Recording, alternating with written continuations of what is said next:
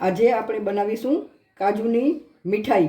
Gas ચાલુ કરવાની આપણે જરૂર જ નથી, એવી રીતે આપણે બનાવશું। તો અડધી વાટકી આ કાજુ લીધા છે, અડધી વાટકીથી ઓછી આ ખાંડ લીધી છે, અને અંદર આપણે આ ફોલી અને 3 આ એલચી અંદર એડ કરી દઈએ।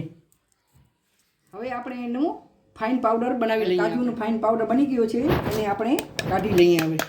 હવે આ અડધીથી ઉપર વાટકી આ નાળિયેરનું છીણ લીધું છે, એને પણ આપણે પીસી લઈએ અને પણ આમાં એડ કરી લઈએ। અડધી વાટકી આ ઘરનો બનાવેલો માવો અંદર આ બરાબર આ મિક્સ કરી આવી રીતે કણી કણી બધું ભાંગી નાખશું ને અંદર એડ કરી લઈએ। આપણે માવાની જગ્યાએ તમે મિલ્ક પાવડર પણ નાખી શકો છો। હવે આને આવી રીતે આપણે બરાબર મિક્સ કરી લઈએ। આપણે આવી રીતે આમ મિક્સ કરતા રહેવાનું। હજી આ મને થોડુંક આમ કોરું લાગે છે, તો એમાં આપણે 1 ચમચ આવી રીતે આમ દૂધ નાખી દઈશું, જેથી બરાબર મિક્સ થઈ જાય। આપણું આ મિશ્રણ તૈયાર થઈ ગયું છે। તમે જોઈ શકો છો ઘી નીકળવા આવ્યું છે આમાં અંદર, તમે જોઈ શકો છો હાથ, આપણે ઘી તો નાખ્યું નથી, આ જોઈ શકો છો તમે। આમ આવી રીતે આમ બરાબર આમ કરી લેવાનું।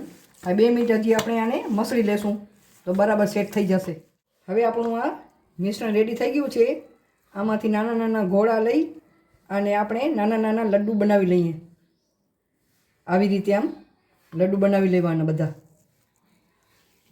હવે આપણા નાના નાના લડ્ડુ બની ગયા છે। હવે બીજી રીતથી પણ આપણે આ બનાવી શકીએ, એ તમને હું પાટલામાં થોડું ઘી લગાડી લેવાનું ને આવી રીતે આમ એને હાથથી આમ ધીમે ધીમે આમ પ્રેસ આપવાનું બરાબર। આવી રીતે આપણે એનો આકાર બનાવી લઈએ। આવી રીતે આમ વાટકાથી આમ પ્રેસ લગાડી દેવાનું બરાબર, આવી દબાવી દેવાનું।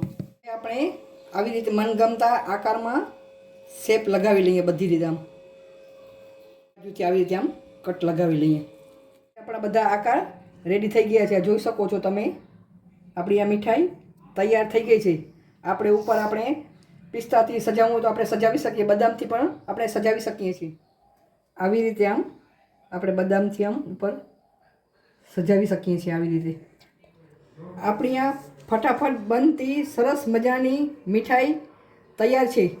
કાજુ, માવા અને નાળિયેરની છીણની બનાવેલી મીઠાઈ ને ફટાફટ બની જાય છે, ને બાળકોને પણ બહુ ભાવે। નિશાળમાં ફંક્શન હોય, એ લોકોને ગેસ વગર કાંઈ બનાવવાનું હોય તો આ મીઠાઈ બનાવી શકે છે, બાળકો નિશાળમાં ભાગ લઈ શકે છે। આ મસ્ત મજાની મીઠાઈ મારું